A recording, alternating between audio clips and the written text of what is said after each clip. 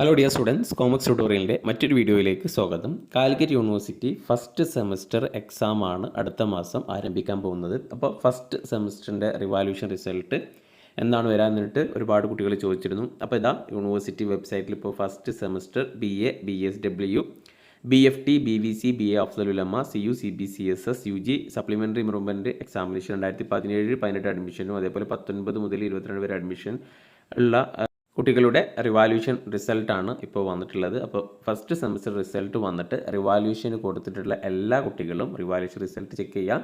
പിന്നെ ഒരു പ്രധാനപ്പെട്ട ഒരു കാര്യം, റിവാലുവേഷൻ റിസൾട്ടിൽ ചേഞ്ച് വന്നാലും ഇല്ലെങ്കിലും, പലപ്പോഴും ഞാൻ പറഞ്ഞിട്ടുണ്ട്, ചേഞ്ച് വന്നാലും ഇല്ലെങ്കിലും നിങ്ങൾ 15 ദിവസത്തിനുള്ളിൽ യൂണിവേഴ്സിറ്റിയിലേക്കൊരു റിക്വസ്റ്റ് കൊടുക്കണം.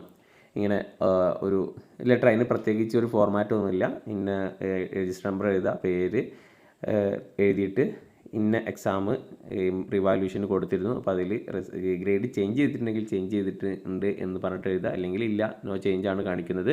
അപ്പോൾ അതുകൊണ്ട് അതൊന്ന് ഗ്രേഡ് കാർഡിൽ അപ്ഡേറ്റ് ചെയ്യാൻ വേണ്ടിയിട്ട് അപേക്ഷിക്കുന്നു എന്ന് പറഞ്ഞിട്ടൊരു നോർമൽ ഒരു ലെറ്റർ യൂണിവേഴ്സിറ്റിയിലേക്ക് പോസ്റ്റ് ചെയ്ത് അയക്കുക. തപാൽ വഴി അയച്ചാൽ മതി. ഓക്കെ.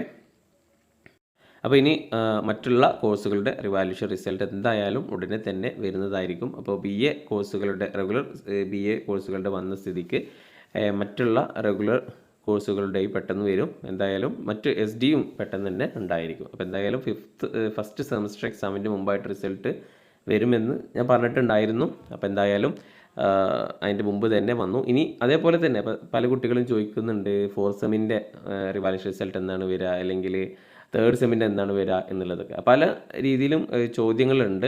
അപ്പോൾ എന്നാണ് കറക്റ്റ് ഡേറ്റ് റിവാലുവേഷൻ റിസൾട്ട് നമുക്ക് പറയാൻ പറ്റില്ല. എന്തായാലും ആ എക്സാം നടക്കുന്നതിന് മുമ്പായിട്ട് റിവാലുവേഷൻ റിസൾട്ട് വരും. Okay, thank you.